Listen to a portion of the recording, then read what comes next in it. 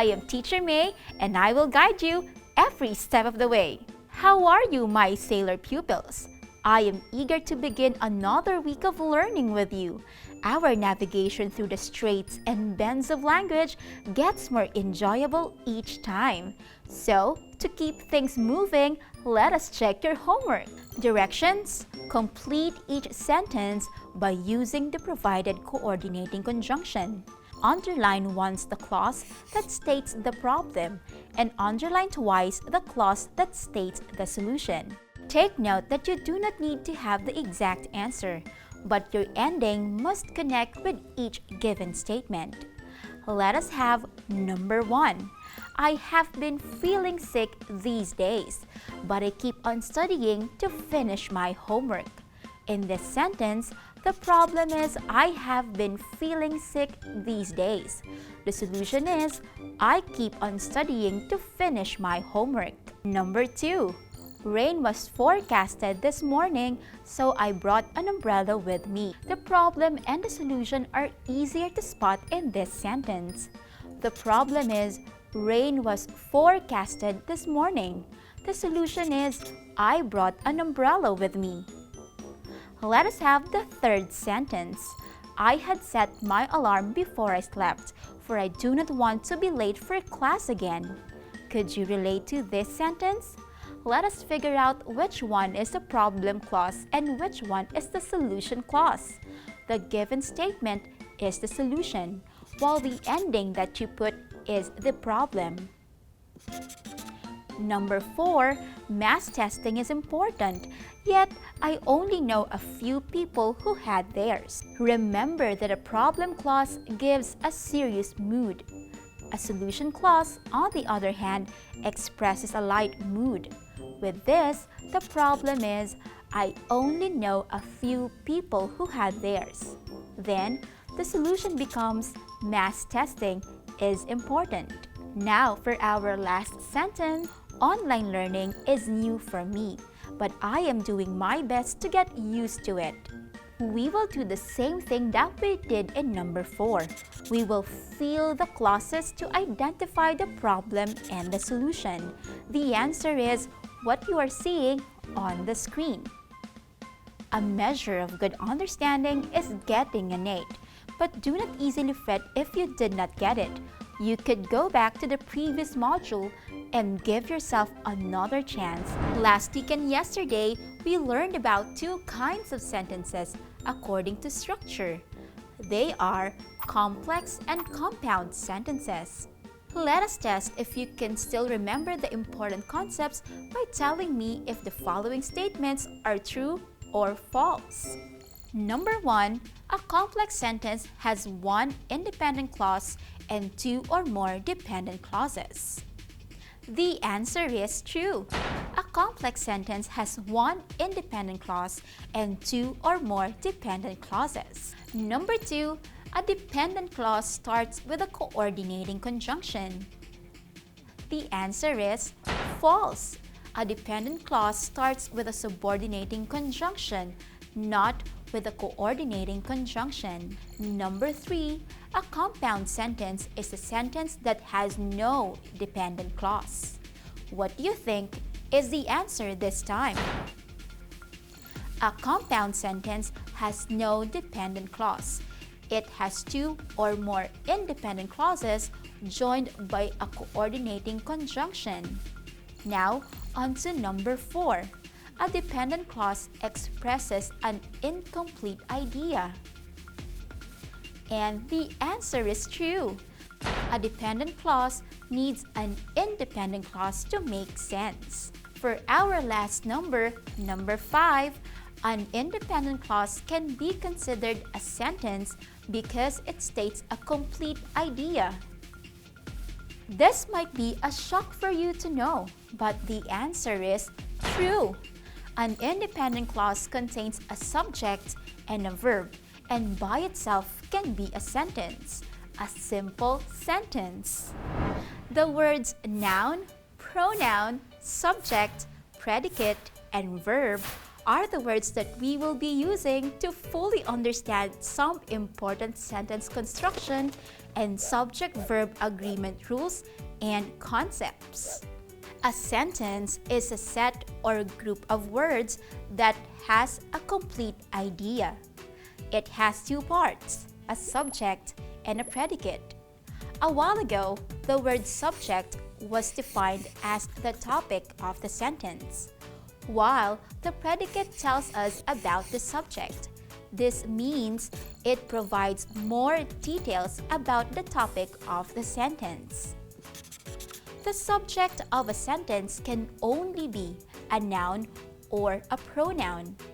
A noun is a word that names a person, place, thing, or idea, while a pronoun is a word that takes the place of a noun. Look at the words beside me.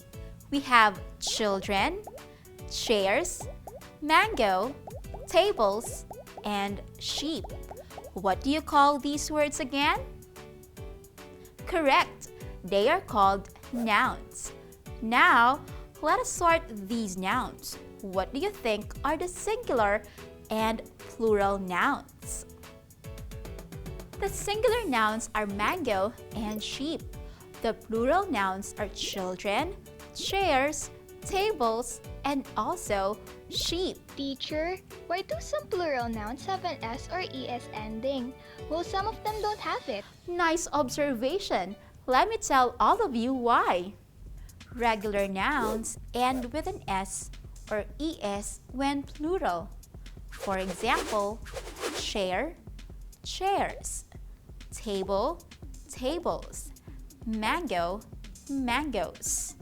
Irregular nouns form their plural forms by changing the spelling in other ways instead of adding an S or ES to the end of the word.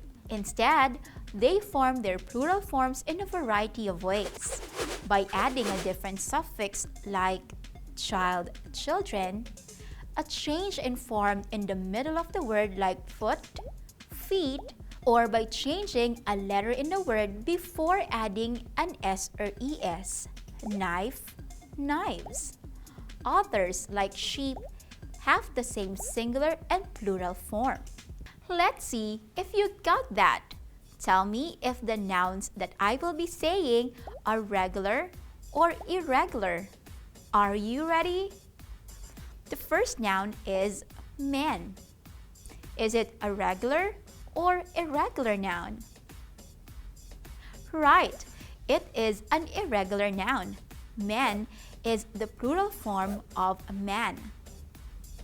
The second noun is thieves. What kind of noun is it? It is another irregular noun.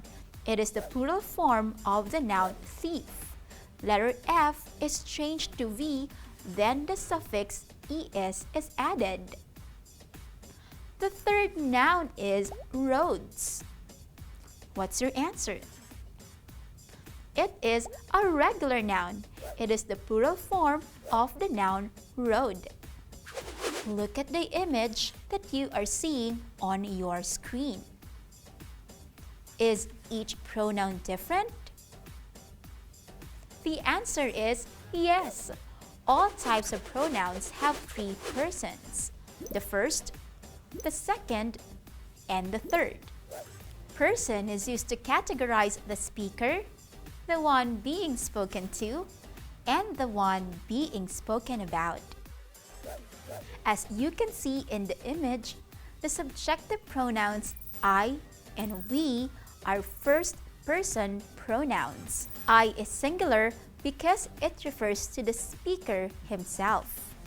We is plural because it is the speaker included in a group of people. You is a second-person subjective pronoun because it refers to the one being spoken to. You could be singular or plural. The subjective pronouns he, she, it, and they are in third person. He and she are subjective pronouns used for a specific gender. He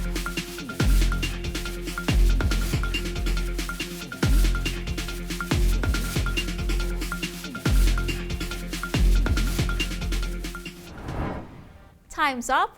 Let me know how you fared in that activity. Number 1. Up to the crest of the high wave paddles the mighty surfer. The predicate is up to the crest of the high wave paddles. The subject is the surfer. It is a singular regular noun. Paddles agrees with the subject because it is a singular action verb. Number 2. Loose and faded are the pants that Maggie is wearing.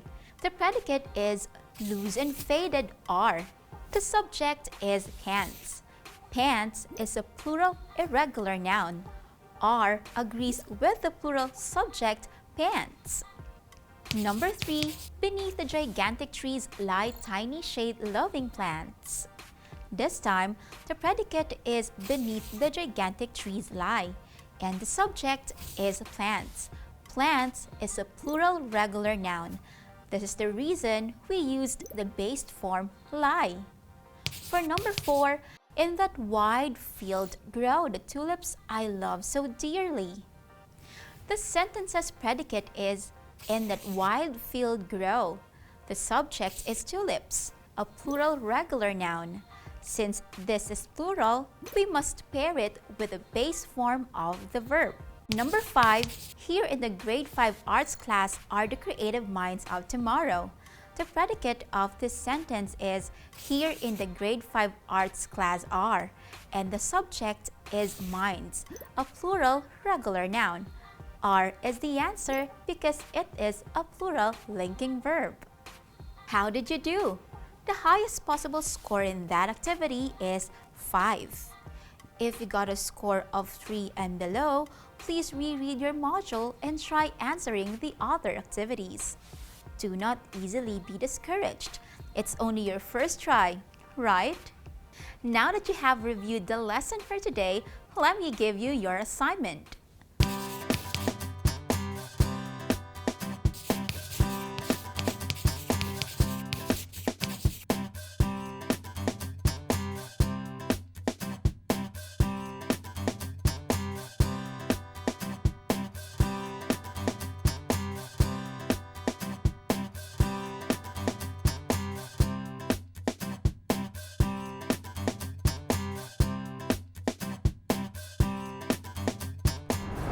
That ends our language journey for today. Always remember, learning a language is like a voyage of discovery. Set a course, take heart, and soon you'll be in shipshape and blissful fashion. Till our next adventure, bye!